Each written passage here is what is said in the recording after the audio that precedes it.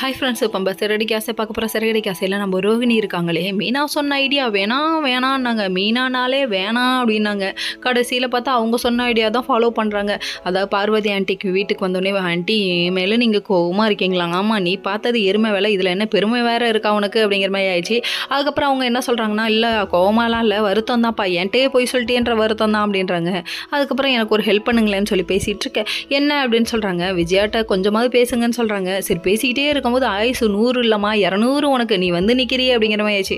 அங்கே ட்ரிங்னு calling bell அடிக்கிறாங்க. அதுக்கப்புறம் இவங்க உள்ளே போய் ஒளிய, அங்கே விஜயா வர, அதுக்கப்புறம் கடைசியில் ஆட்டோக்கு காசு சில்லறல கொடுத்துட்டுன்னு சொல்லிட்டு வந்து உட்காராங்க. வா ரூம்குள்ளே போய் ஏசி போட்டு உட்காருவோன்னு சொல்ல, ரூமா வேணாங்கிறாங்க. ஏன்னு கேட்டால் ஷாக் அடிக்குமாம்மா.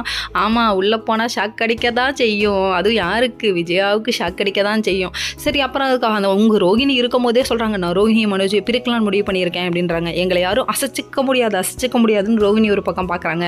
பார்த்துட்டு அதுக்கப்புறம் நம்ம விஜயா சொல்லிட்டு கிளம்பிட்டாங்க. அதுக்கப்புறம் அந்த பூசாரியோட நம்பரை கொடுங்க, நான் ஏதாவது பண்ணுறேன். நீ என்னையா பிரிக்க பார்க்குற, உன்னையும் உன் பையனையும் பிரிக்கிறேன் வசியம் பண்ணி அப்படின்னு அவங்க பிளான் பண்ணிட்டாங்க போல. ஆக மொத்தத்தில் இது குடும்பமே சூனியக்கார குடும்பமாக இருக்க மாட்டுக்கு. சரி, நீங்கள் இது ஒரு பக்கம் போனாலும் நம்ம வித்யா ஒரு பக்கம் லவ்ஸ் வேறு லெவலில் போகுது. பட்டமுருகன் போய் அல்வாலாம் கொடுக்குறாரு. அல்வா கொடுத்தாரு, பால்கோவா கொடுத்தாரு, இன்னும் என்னென்னப்பா கொடுக்குற அப்படிங்கிற மாதிரி. சரின்னு வாங்கி சாப்பிட்டுட்டு ஃப்ளாட் ஒன்று வாங்கலான் இருக்கேன்னு சொல்கிறாங்க. மீனா அங்கே போய் பார்த்தா பூக்கு கொடுக்க போகலான்னு ஒரு கடைக்கு போகிறாங்க. அந்த இடத்துல நம்ம கதிர் தம்பி மாட்டிக்கிட்டாரு. ஒருத்தர் காப்பாற்றுங்க கத்தருன்னு நினச்சா கடைசியில் பார்த்தா அவரு தெரிச்சு ஓட, இவங்க ஒரு பக்கம் ஃபாலோ பண்ணிட்டு போவாங்கன்னு பார்த்தா ஃபாலோ பண்ணாமலே இங்கே நிற்கிறாங்க. கடைசியில் கோட்டை விட்டுட்டியே கோபாலு அப்படிங்கிற